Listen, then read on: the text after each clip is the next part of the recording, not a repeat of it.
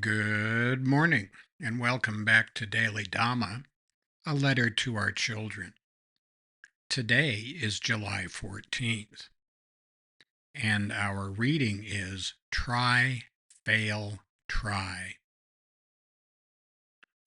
Thou hast not half the power to do me harm as I have to be hurt.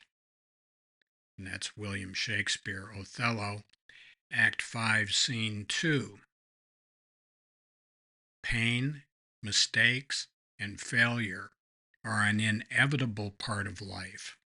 They'll happen again, and we can't stop them. But we only suffer if we choose to wallow in our self-pity, isolated, sullen, and withdrawn. Learning from them is also a choice. This is the way the world is. Accept it and move on. We alone determine whether or not we will rise to the challenge and try again. When we're in a jam, don't lighten up, tighten up.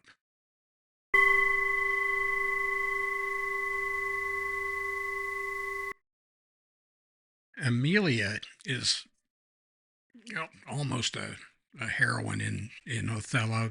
She is kind of an unwitting pawn in the hands of her husband Iago. I hate the mean guy that organizes all of this crap. And she kind of falls under the spell of her husband to unwittingly plant the seed of doubt in Othello's mind. But when Othello threatens her, that's when she lets go with this one. You can't hurt me as much as I can be hurt, not even half as much as I can be hurt. And there's almost an elliptical, not as much as I can hurt myself. Boy, that's true too. That's true of us all. Our biggest enemy in most of our life is our own ego and our own monkey mind running around doing all kinds of crap that we just can't, or maybe won't, control or get a handle on. Anyway, the bad news, as is usually the case, is also the good news.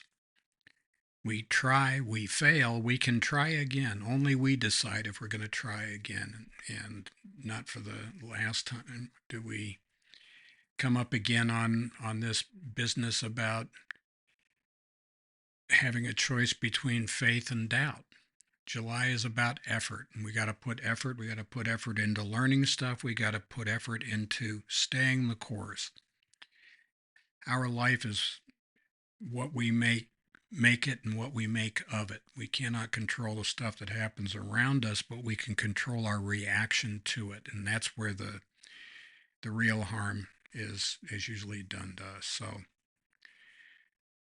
stand to, prepare to repel borders.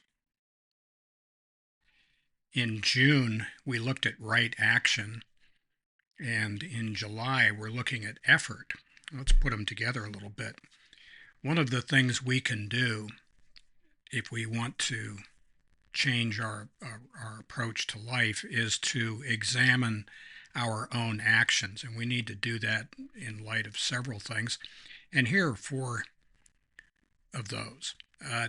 One, in my interactions with others, have I tended to minimize my harms and catastrophize theirs? Two, have I set myself up as a victim? Poor me, poor me, pour me another drink. Three, am I expecting others to be something that they are not? And four, am I letting perfectionism get in the way of having a decent life? People are not going to change, so we must. And our focus needs to be on our side of the street, not theirs. So happy trails to you until we meet again.